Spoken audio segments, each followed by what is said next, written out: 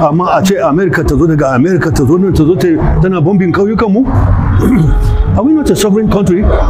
Muna da yanci aiko. Yanci kuma na kusan shekara nawa ne? Yanzu ne America za ta zo tana nuna mana wani burawo ba? Very wrong. Ina shan tea da peak milk sachet din nan 5 naira. Yanzu peak milk din nan 200 naira ne. Mutane na za su iya shan tea asuba ta yi.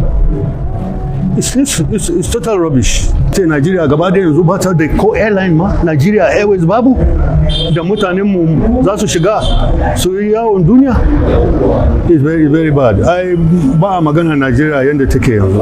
To masu bibiyan mu yanzu wannan wanda ya fara magana bature ne haihu wannan Nigeria Musasa Zaria, a inda ma sai da ma ya shiga makarantar NDA soja ne ma babba har ya retire. Yanzu abu ne ke ci mishi tuwo a ƙwarya, abu ne ke bashi haushi yadda Najeriya ta lalace, har a ce Amerika za ta iya zuwa ta kawo mana hari, yadda kuma tattalin arziki ya lalace, yadda ma ko jirage ba mu da shi da sauran yadda za a magance ya tsaro. Mun zanta da Dan Ladi ya muna ƙarin bayani. Ba a magana halin da muke ciki yanzu domin abun ba daɗi ne, abun tausayi ne. A ce Najeriya ta zama haka just for how many years of independence? It's very bad. Kwarai da gaske, kwarai da gaske. A ce Nigeria gaba da yanzu ba ta da ko airline ma, Nigeria Airways babu, da mutanen mu za su shiga su yi yawon duniya. It's very very bad. Ba a magana Nigeria yanda take yanzu gaskiya. Daga ina matsalar ta fara? To, matsalan wancu sun ce sojoji suka lalata abin.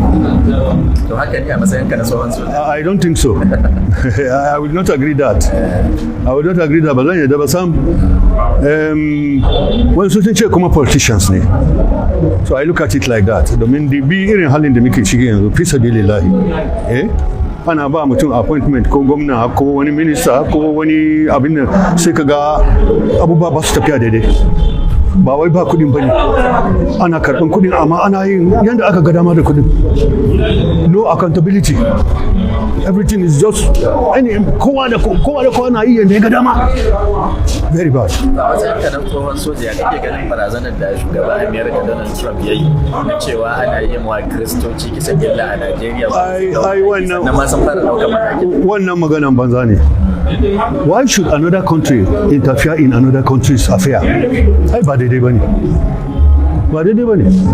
Su ban mu mana mu yi abin mu. In ta lalace mu lalace gaba daya. In ta gyaru mu gyaru gaba daya. Amma a ce America ta zo daga America ta zo nan ta zo tana bombing kauyukan mu. Are we not a sovereign country? Muna da yanci aiko. Yanci kuma na kusan shekara nawa ne? Yanzu ne America za ta zo tana nuna mana wani burawo ba? To amma Najeriya ta ce da haɗin gwiwa suke gudanar da wannan aiki na kakkaɓe 'yan ta'adda. To muna da police force, muna da soja, muna da civil defense, muna da air force, muna da navy. Wayannan ba za su iya mana komi ba?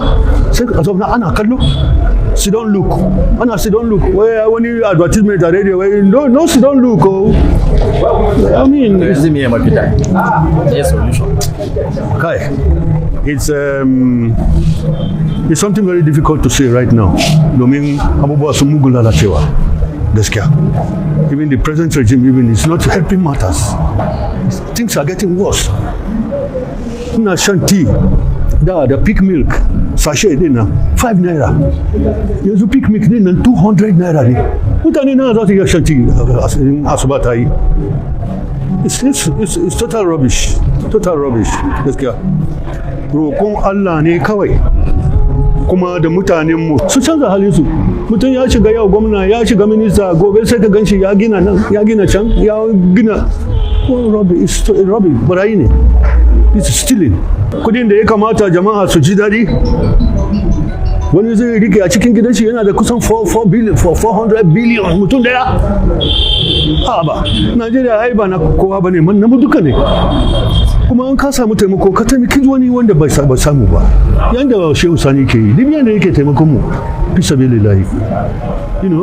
Allah ne ya taimake mu. Ni na ga addu'a da canza hali. Mu canza hali gaba daya. Mu daina sace-sacen nan.